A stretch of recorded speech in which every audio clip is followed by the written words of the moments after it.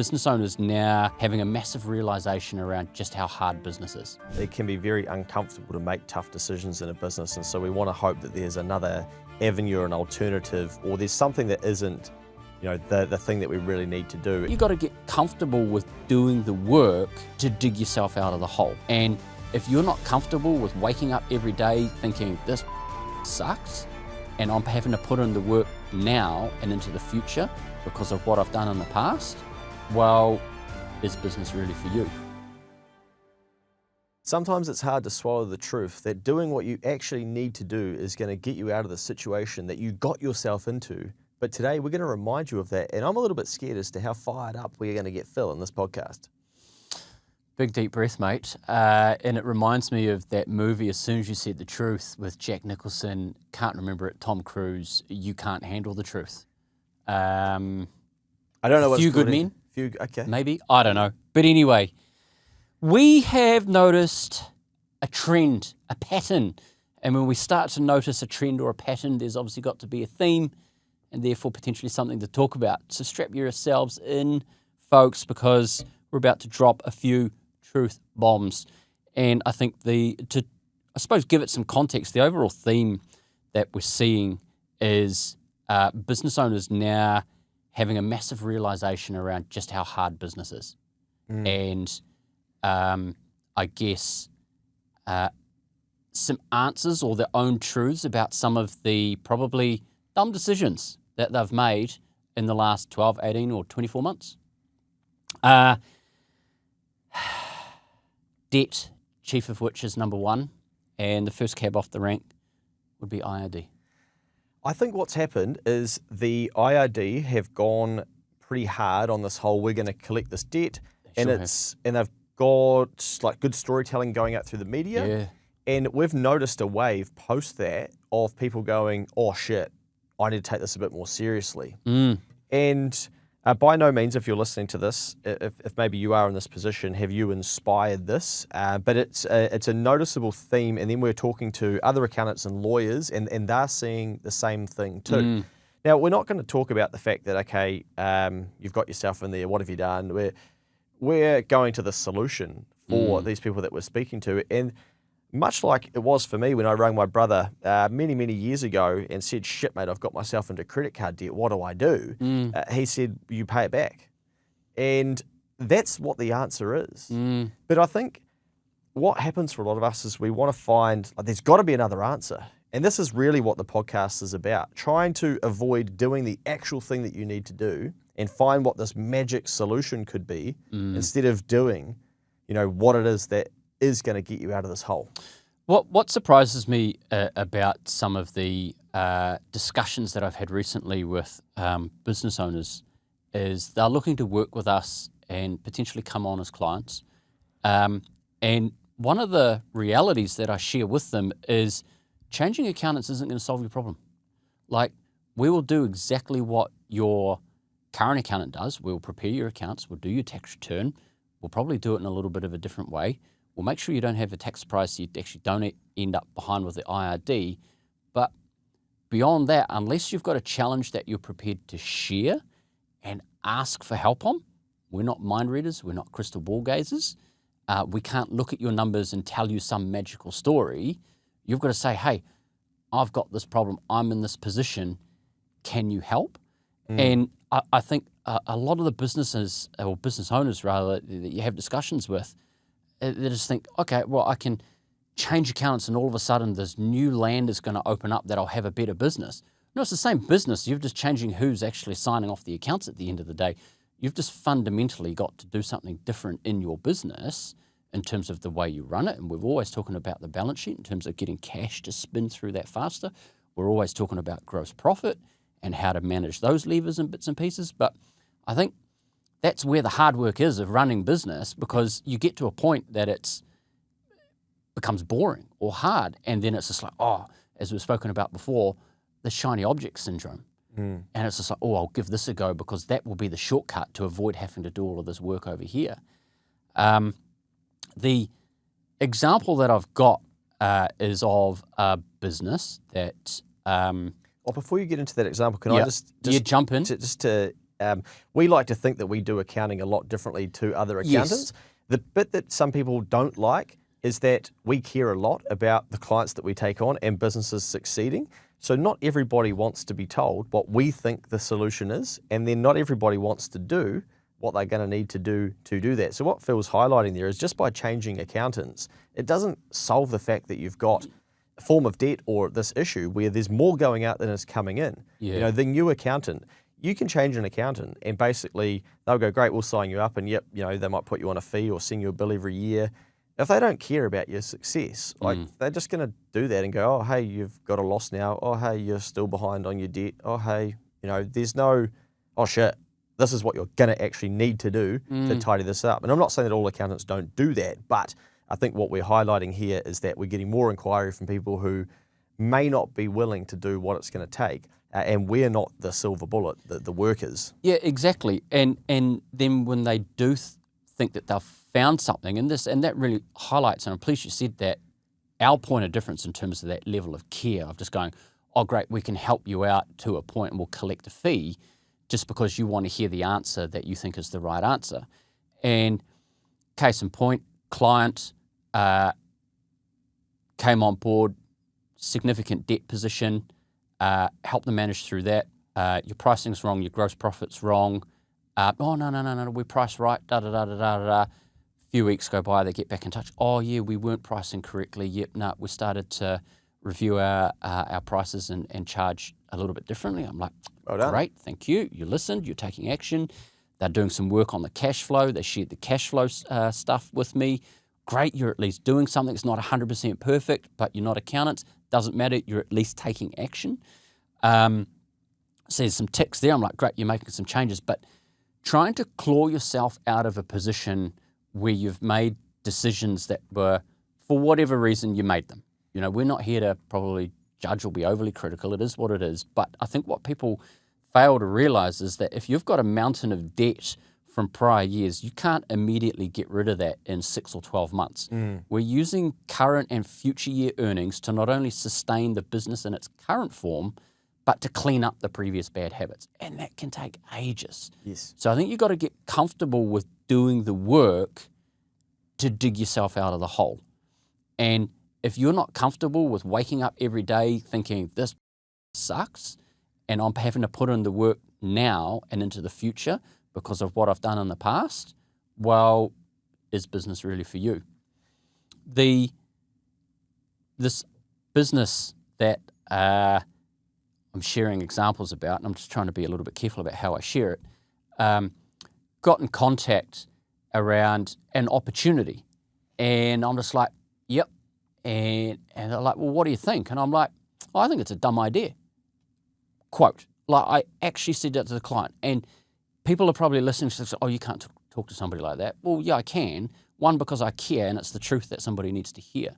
Because they're just another step away from making another dumb decision towards business failure. And the other side of business failure is there are other businesses that are owed money, and typically as well as the IRD. And I think if we can all kind of make smarter decisions together, everybody, or the economy wins, right? And I was like, hey, look, here's this opportunity here. And I was just like, no. Like, just put a lid on that. I'm not saying you can't do it, just not now. Let's come back and focus on what you've got. You've got a business. You're turning over some really good money. You've got a great stable of clients that you're doing work with, or businesses that you're doing work with.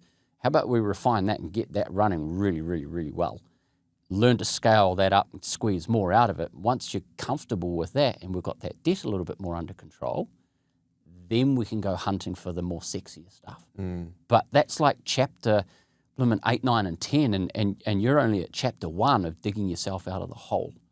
And I think it just highlights that, you know, when the going gets tough, are people prepared to really do the work or even hear the truth that they need to hear to be able to go, yeah, actually, this is supposed to be hard. I've got some work to do. Are you tired of tax surprises? Need a better handle on your business performance? At Next Advisory, we make accounting simple. From tax returns to everyday advice, we help you understand the numbers so you can make better business decisions.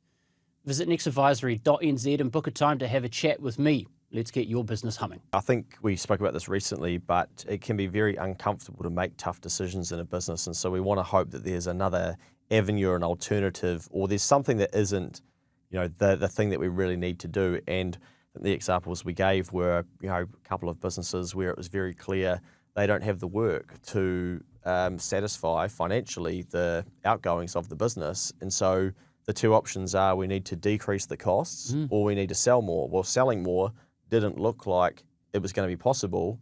So then our inevitable outcome is we need to right-size this and let some people go. But it's very hard to do. But we get caught up in this kind of, should we do a forecast? It's like the forecast is just going to tell us that we don't have time. It's not going to solve the problem, is it? Yeah. And so, that can be the trap as we might model out some numbers and we might model this if we picked up a client, but what are you doing to pick up that client? But what if you don't? Or how long can we last? And I think it's very hard to do things that we know are going to impact other people, and unfortunately in business, that is where you build up your character and your courage by being willing to, deal with what actually needs to be dealt with. But it sucks and it's hard and it's boring and you can see the path. And once you can see the path, I think that's what frustrates you, because you go, like if we go back to getting into debt as an example, even for myself for a credit card, so you're saying that for the next 26 fortnights, I need to repay $500, which sounds like a lot. And then I'm basically going to have cleared my credit card.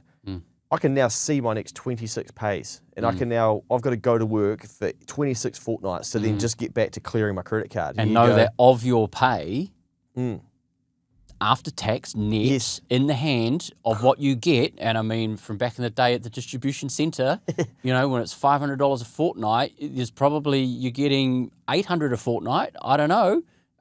You would have been more than a minimum wage man back in those days. Plenty of hours, yeah.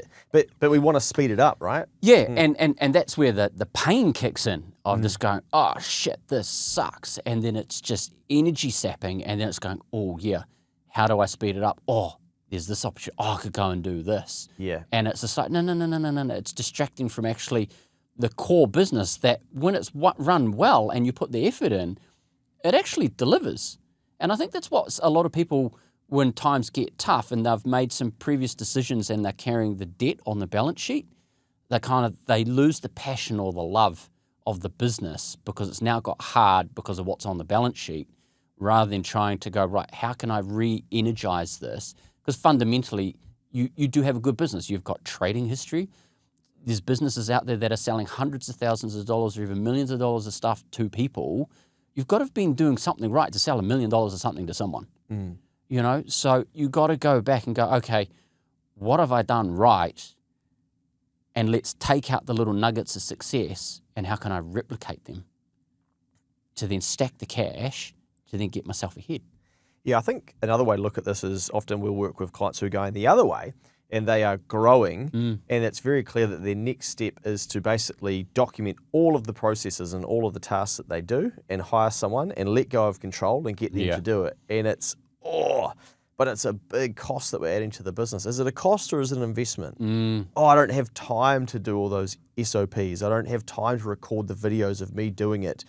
And we have to, unfortunately, say to them, well, the business will stay here. Like you then have to accept that that's where the business is going to accept. So do the hard thing, block out some time and do the SOPs, look for the candidate, employ the candidate, go through the interview process, weed them out. And yep, it can suck and it can be boring and it might not be enjoyable, but it's the next piece of the journey. And by the time you get to do it the second time, you forget that it's so much faster because you've broken the back of it the first time. So I think it's not just, I want to make a point that we're not just, calling out people that are in debt here that are, frustrated by getting out of debt. This, I think, happens to all of us, whether it's then doing the SOPs or, as we're always talking about, get more awareness for this business. Like, how are you going to do that? What's worked previously? Okay, we need to do more of that. Or who could we be calling? Why haven't we rung them? And figuring out what that actual thing is that we need to do that's going to move the needle. And I think at this point, if you've got this far into the podcast, well done. But then check out the earlier or later, depending on when they get released, podcast about the recent client wins that we've shared. And it shows that even in your current business, there is still opportunity. And we always bring it up, and it's come up quite a few times recently on pods where we just go, 0 contacts, customers, download. Start, go through it. When did they last transact with you? Get on the phone, get on the email. You've got a whole heap of people. You're going to get a whole heap of no's. There was that other example that you shared on the pod recently of somebody that was on the phone and got to 15 or 16 no's. We're getting ready to go. It's beer o'clock. I've had enough. 17th call, yes. 18th call, yes. 19th call, yes. You know, if they'd given up at call number 15, you'd be just like, oh, gee, but it was those few more afterwards because they were hungry. They're after the win. They're doing the work because there is opportunity there. They just want to go and find it within their existing business. They're not out there looking for whatever the secret blimmin' yum cha thing is or secret sauce or whatever it is that you think is the next latest and greatest thing. Is to stick to your knitting and do what works. The customers that have already transacted with you trust you. So chances are they're going to spend with you again. Yeah, I do think we live in a society now where we're looking to go viral rather than stay consistent. Yes. And so that's what we think we need to do. You know, what's the one sugar hit that I can do to get a big rush? Well, all that's going to happen on the other side of that is you're going to go, I want that to happen again. And then you're going to find it's quite hard to do that. So the businesses that we see winning, and I actually had a conversation with a business recently at the end of their 90-day session where I was saying, you know, you've broken the back of it. Now is the years where basically you either get it ready for sale, and that's what we focus on, and basically you know what's worked. We need to pour some petrol on that, and then you've got to add people in. They've built the back end and they've got it working well. You've got to do the reps, you know, and you've got to, your year is you can see what your next 12 months looks like. There's not this kind of shit, we're really still trying to break through and figure out what's going to work and what doesn't. It's doing more of what has worked, yet playing with some 20% on the outside that we haven't done yet, but 80% of it is just the same stuff that gets it working and gets it working well. But I think like business is very easy to be, oh, there's a new software out. Oh, a mate of mine said he went on a podcast and it blew him up. Oh, a mate of mine had this video go off on TikTok. Maybe we should be on TikTok. Oh, this has come out. There's a conference coming up. Oh, the speaker's going to be, and it's just constantly all this different stuff instead of do the doing, do the work. It is boring sometimes. There's so many distractions, and it really highlights the impact of dopamine that people actually probably don't appreciate how much of an impact it is having on their day-to-day life, and then how that flows into business. And that everything that you're consuming, everyone's just scrolling through, yes, I can get this instantly. Oh, yes, oh, great, that's cool. That's happening really fast. But then what's happening there fast for you isn't necessarily happening in business, and then you get frustrated. So then you go, right, distraction mode, let's look for those next things. It reminds me a business that we've been working with in recent times, helping them develop a plan, and where they saw opportunity is actually not where they need to be playing. It's just like, hang on, like why? Let's challenge that thinking. Or just because you can doesn't mean you should. Yeah. You've got all the gear, you've got some of the idea, but let's not go down there, because you've actually got something that works really, really well. It's profitable. We've just got to squeeze it in the right avenues, and it's going to mean doing shit you haven't done before, and it's hard. And you're going to pick up the phone, or you're going to send an email, and if you're having the phone call, the person on the other end's just going to say, who the f*** are you? No, I don't want to buy your shit. So you go, okay, thanks, good to chat, move on to the next one. You send an email, and they don't reply. Like Luke, I'm starting to get used to rejection real fast. And the amount of email proposals I have sent out in recent times to people that have got in touch with us, so, hello, we want to work with you, and the complete lack of reply or radio silence astounds me. You know, and particularly where somebody will say, yep, send me a proposal, great, done it. We've got a great little wee system. We can normally get them out same or definitely by the next day. I'll have a decision back to you by the next week or whatever it is. Crickets. You follow up. Crickets. You follow up again. Like there's one that I thought would be quite an ideal client for us that got in touch a few months ago. And emails, phone calls, even text messages. I've given up now. It's just, well, you're not an ideal client then, because like your behavior demonstrates it. Yeah. You know, and I think that's the key part here is like we're talking about business owners' behavior. Is your behavior aligned to the success that you want to have? Well, I just written down like who you are, and that's something I was talking to a business owner about recently. Of the version of them, we keep talking about the version of them that would run the business that they actually want, Yeah. and what would they do? That they would pick up the phone, they would chase the unpaid debtor, etc. But I saw something yesterday where someone said to me, the personal finance space, that were like, "Oh, I'm scared to start investing. My family think it's crazy even to put money into ETFs." Do it. Your family don't know what they're talking about. And you kind of think, okay, like, because we invest Yeah. or live in this world, you think, Natural bias. yeah, but you just think, seriously, like, people are still stuck there. Mm. But it goes back to what you're saying before. I think part of it too is like we want to stay scared so that we've got an excuse to grab onto. That's why we're not doing it. The best way to get comfortable with investing is to invest some money and learn about it and do it and see what happens. And take a few hits. Yeah. And then stay in there and see what happens. That's where resilience is truly born, when you invest in Heartland Bank for the long term. Bloody at $1.10 at the time of recording today, I think maybe we're on the way back up. But I think fundamentally they don't actually want to be the person that does it, because what does actually mean? It means allocating a small amount away. That's less that I can spend. That might mean I can't use buy now, pay later anymore. Do I want to be that person? So they're not really willing. For a lot of us, I think we're too scared to be the next version of ourselves. And then I really, sorry, on my mind is that earlier sentence that you just said about being scared and having that to attach onto is like, I think like the excuse. That's really quite something. So many, in the world of business, I think it's just like, I know I need to do something, but I'm not going to do it because I'm scared, and then just all the litany of excuses. That will bring me to reasons, which I'll come back to as well. But the way I've reshaped my mind is, if I'm scared of something, then I go, well, what am I more scared of? Well, instead of being scared of investing, I'm scared of being broke.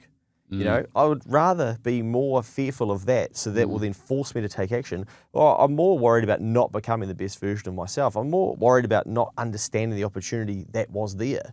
Okay, those reasons are then going to pull me to a behavior. And a guy said to me today as well, "Oh, hey mate, I've gone past a pretty big milestone, $80,000 in my KiwiSaver." And shout out to them if they're listening. Amazing. I'm thinking, given the way that markets are, I might put some of it to conservative and wait for the drawback. I'm like, bro, what are you talking about, mate? You spent more time thinking about this. I'm like, think like someone who's got 800K. What would they be doing?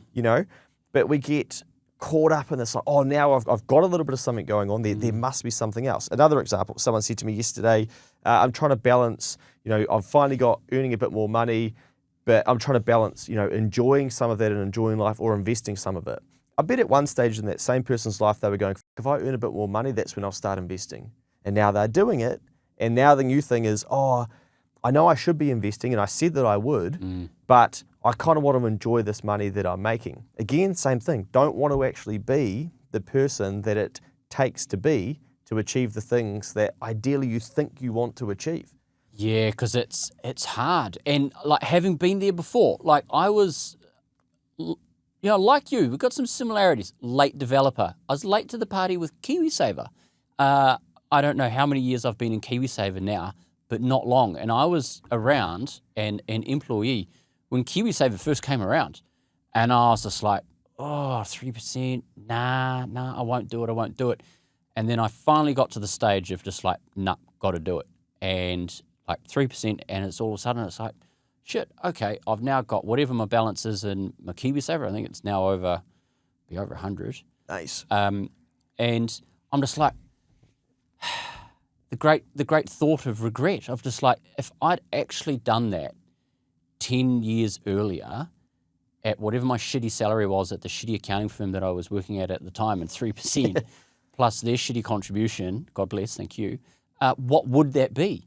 But now the mind flipping and going, we've got some great changes coming up 1 April next year or the year after. Can't remember where we're going to get some, can't remember the exact date rather, but we were going to get incremental increases to the KiwiSaver rate contribution. I'm just like, right, let's go. As a business owner, right, we can get up to, they want to increase it to 6%. They want to double it in 3 years or something. It's like, well, let's do that now. Why take the time? Because it's just like, there are the benefits there. It's just taking a sacrifice now for that better self into the future. Yeah, and I think my final piece on the like being scared to invest, but that does crack me up, is that no one's scared to key their data into the like Stripe or Shopify type easy way to now pay. No one's been scared to use Temu for the first time. No one's been scared to sign up for buy now, pay later and access another form of credit. But when it comes to investing, I'm scared. Yeah. I'm scared. What the Like, anyway, you'll like this one because this will counter it and it goes the other way and I think it ties the whole thing in beautifully. So someone messaged me and said, just wanted to send through a bit of a message to let you know that your outlook on money and financial position has been a game changer for me over the past 12 months. I'm not going to lie and say I listened to everything, etc., etc. But they go on to say, this time last year I was receiving the benefit, not out of choice, and in over $60,000 worth of debt. Wow. Slowly but surely I managed to inch my way back into the workforce. First in a $65K a year role, but through continuing to not be satisfied, key words, and now with a belief and drive to put in the work and hours have managed to pay down all the debt, working 85 hours a week in a couple of different roles, bringing in a total of $265K a year. Holy. Action leads to action, right? Okay. Like they make a decision. I'm sick of this debt. I'm going to get out of it. Okay, what do I need to do? Oh, you need to pay it back. What we were talking about before. That is such a beautiful tie-in and yes, that's somebody at an individual level, but the principle remains the same, that they're in a position that sucks. Like benefit, debt, life's hard. They've made some real difficult decisions and gone, to get out of this, I need to go and make more money. I need to go and get out of my comfort zone and do some things I haven't done before. Now they're earning $200,000 a year? Yeah, it's how many times above the average is that? Yeah, it's a 1% income, $250K in the country. So in the That's top massive. 1% of earners. On the benefit. And cleared their debt. I think the principles remain the same if you are in business. You know, you are earning $1 million at a shit turnover of say $1 million at a terrible gross profit. Well, okay, let's put in the work to stabilize the $1 million and tweak the gross profit. It's not going to happen overnight, but you've got to put in the work. I don't know what that time period is, but I think that illustrates that as an individual to have $60,000 or $80,000 of debt and then to clear, that wouldn't have happened overnight and there would have been some punishing times in that period. But for them to share that, courageous, well done, and then to do it, fuck, man, more people need to hear that. Well, imagine bashing out 85-hour weeks, knowing I'm basically just clearing up the debts, the money I've already spent. Yeah. You're doing 2 years of work in a year to go back and pay a year ago's spend and enjoyment. And that's that same principle I was talking about before, but for business owners where you've racked up debt and, you know, I don't want to cast shade on some of the decisions that people have made. You've done what you've had to do. You've just got to accept that you know, you probably shouldn't have done it or you've done it for whatever reason, but to get out of it is going to be hard. So don't look for the shortcuts. You're going to need to look for the avenues to go, what can I do to get my income from 60 grand to 200 grand? Because it can be done. Yeah. They say, I like this, opportunity exists for those who are willing to embrace it and work for it. But I also was then intrigued. I'm like, okay, I want to go a layer deeper here to find out what was driving them because much like you, I'm thinking benefit, 65K in debt. Most people would go, tap out. Yeah, it's too hard from here. Yep. Is there a way back? There must be a silver bullet. Like, what other support is there? And blame, excuse, deny, victim. It's very hard to come back from something like this. So I said, out of interest, where did all the drive come from to get back on top of the debt? A lot of people give up that far in or wouldn't do the hours that you've done. They said threefold.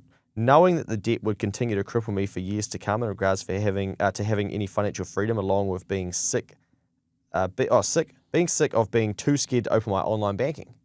So they're sick of that, you know, going in there, seeing that debt. Plus motivation to make sure I provided for my family and my daughter gets to grow up understanding, knowing and seeing some financial literacy that I never got taught. I think we talked about this on a recent pod, but, you know, we've all got to keep digging into our reasons and go, okay, like when times get tough, like find a strong reason and go, that's going to be the thing that's going to force me to do the work. And I feel like we've lost that conversation in New Zealand a little bit recently where it's kind of just waiting for the next change or the next external thing or the new data to come out that says things are doing a bit better. And then we'll have our reason of like, oh, okay, maybe I can now too. But how many times do we see a client with a really strong goal and a vision that they want to achieve and that's their reason and they just send it? Or another client who's got their back against the wall and they go, I'm sick of this. I've got a reason. I don't want to live like this. I'm sick of the pain and the discomfort. I'm going to get to that area. And then they just go for it. And I think that's a really good example of it as well. And it starts with having a strong reason to do so. That is absolutely sensational. A ripper, isn't it?